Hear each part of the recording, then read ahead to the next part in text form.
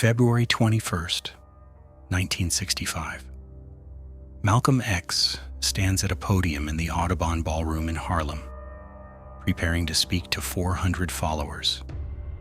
He's 39 years old. He's one of the most powerful voices in the Black freedom struggle. He's also being hunted. The Nation of Islam, the organization he left a year ago, has threatened his life. His house was firebombed a week ago. He knows someone wants him dead. As he begins to speak, a disturbance breaks out in the audience. While security is distracted, 3 men rush the stage with guns.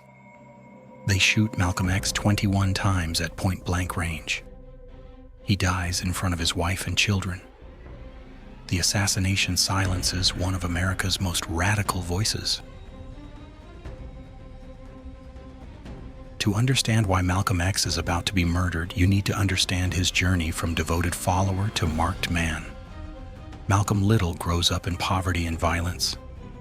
His father, a Baptist minister and supporter of Marcus Garvey, is killed when Malcolm is 6, possibly murdered by white supremacists. His mother suffers a mental breakdown. Malcolm ends up in foster care, then turns to crime. By his early 20s, he's in prison for burglary. In prison, he discovers the Nation of Islam, a Black nationalist religious movement led by Elijah Muhammad.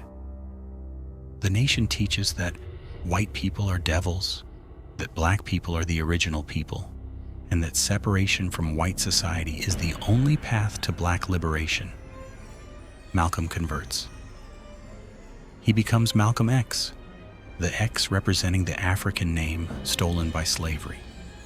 After his release in 1952, Malcolm becomes the nation's most effective recruiter and spokesman. He's brilliant, charismatic, and fearless. He builds temples across the country.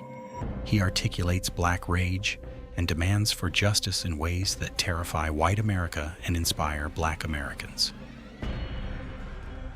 By the early 1960s, Malcolm is the second most powerful figure in the Nation of Islam. But cracks appear. Malcolm discovers that Elijah Muhammad, who presents himself as a moral and spiritual leader, has fathered multiple children with young secretaries in the organization. Muhammad's hypocrisy is undeniable. Malcolm is disillusioned. In December 1963, after President Kennedy's assassination, Malcolm makes a controversial statement calling the killing chickens coming home to roost, suggesting America's violence had turned back on itself. Elijah Muhammad uses this as a pretext to silence Malcolm, ordering him not to speak publicly for 90 days. Malcolm realizes he's being pushed out. On March 8, 1964, he officially leaves the Nation of Islam and announces he's forming his own organization.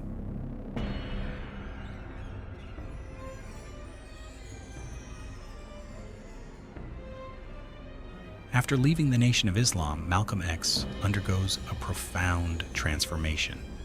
He makes a pilgrimage to Mecca in April 1964. There he prays alongside Muslims of all races and sees white Muslims treating him as an equal brother. The experience challenges his belief that all white people are devils. Malcolm returns to America with a more nuanced worldview. He still advocates for Black self-defense and criticizes white supremacy, but he's open to working with progressive white allies. He starts talking about human rights instead of just Black nationalism.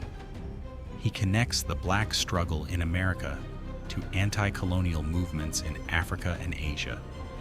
He forms 2 organizations, Muslim Mosque, Incorporated for Religious Fellowship, and the Organization of Afro-American Unity for Political Activism. He's more dangerous to the establishment now because he's building coalitions and expanding his message beyond racial separatism. But leaving the Nation of Islam makes him a target. The organization views him as a traitor who must be silenced.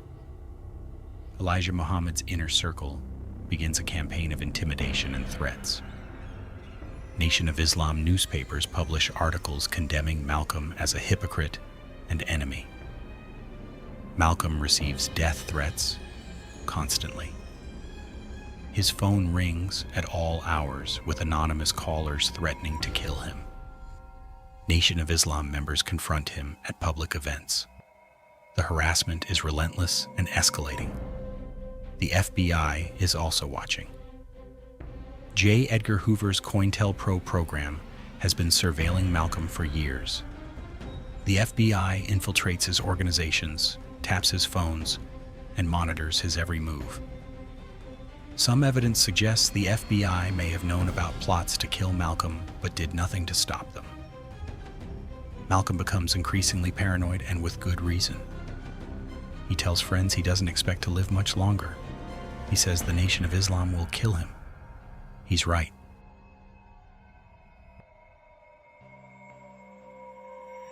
One week before his death, Malcolm X's house in Queens is firebombed. It's after 2:30 a.m. Malcolm, his pregnant wife Betty, and their 4 young daughters are asleep inside. The sound of breaking glass and the smell of gasoline wake them. Molotov cocktails have been thrown through the windows. Flames spread quickly.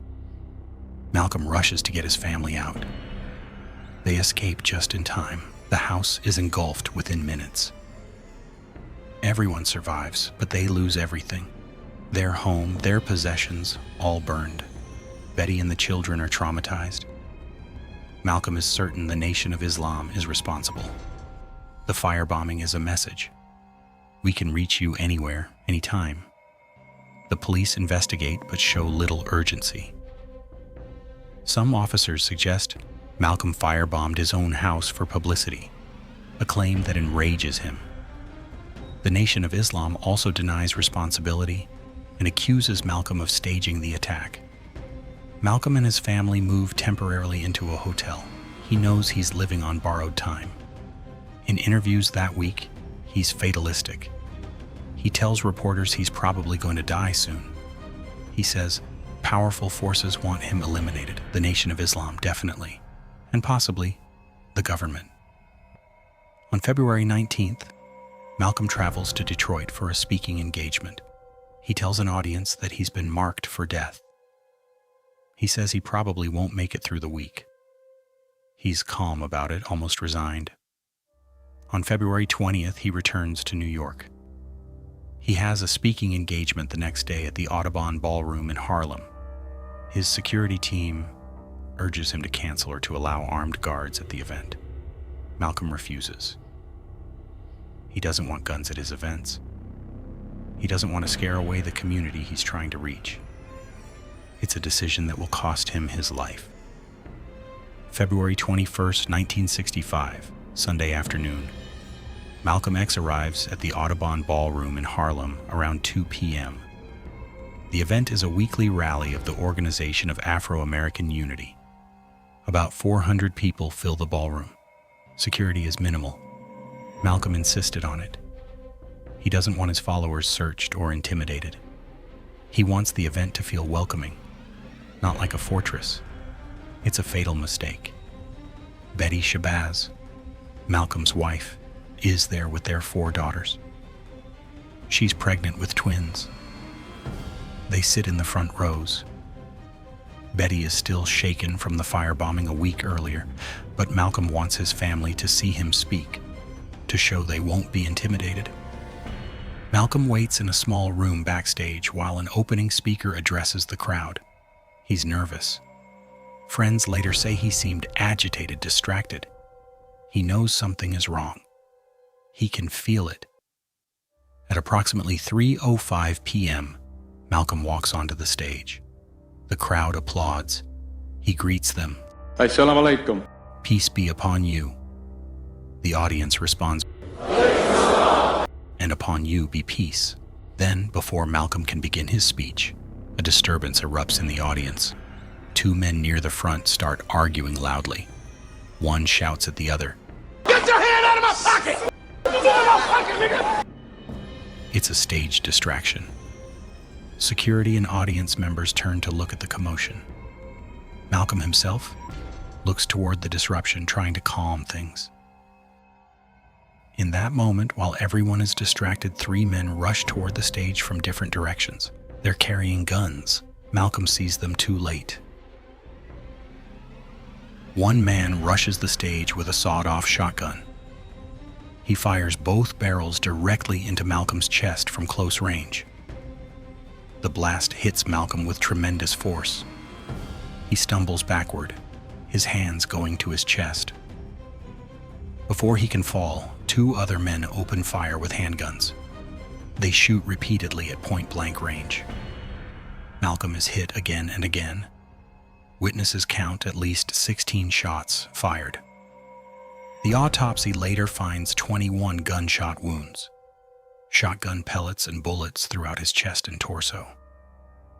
The entire attack lasts less than 20 seconds. Malcolm X collapses onto the stage. Blood pools beneath him. The ballroom erupts in chaos and screaming. Betty Shabazz screams and shields her children, throwing herself over them. Other audience members duck for cover or run for the exits. Some chase the assassins. One gunman, Talmadge Hayer, is shot in the leg by one of Malcolm's bodyguards and captured by the crowd. They beat him severely before police arrive.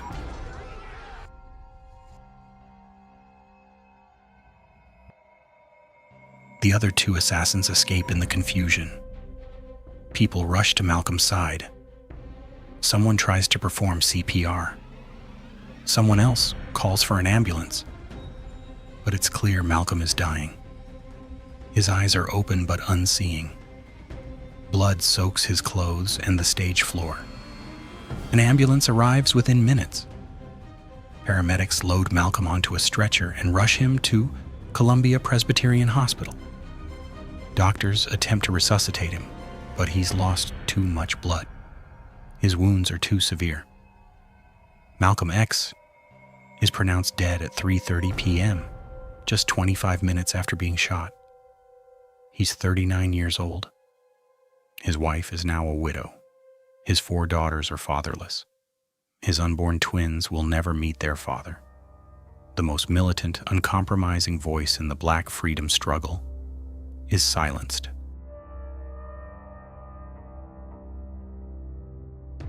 The investigation begins immediately, but it's flawed from the start. One assassin, Talmadge Hayer, was captured at the scene, but the other 2 escaped. Police claim they have witnesses who can identify them, but the identifications are questionable. Within days, police arrest Norman 3X Butler and Thomas 15X Johnson, both members of the Nation of Islam. They're charged along with Hayer in Malcolm's murder. The evidence against them is thin, mostly witness statements that later prove unreliable.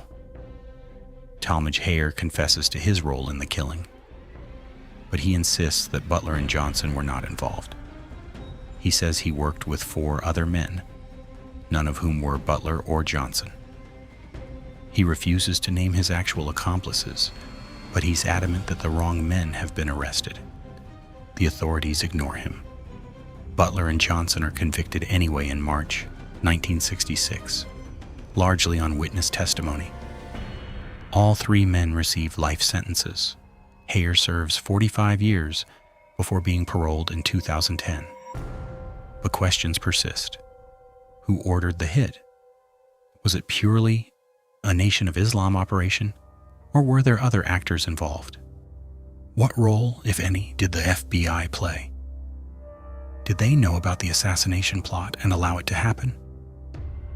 Evidence suggests the FBI had extensive knowledge of threats against Malcolm. They had informants inside both Malcolm's organization and the Nation of Islam.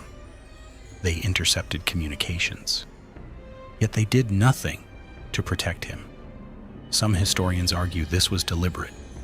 Malcolm was a threat to the status quo, and the FBI was content to let the Nation of Islam eliminate him. The New York Police Department's involvement is also suspicious. Security at the Audubon was unusually light. Normally, NYPD would have undercover officers at such events. On February 21st, they claimed they had no one inside. This seems implausible, given Malcolm's profile and the known threats against him.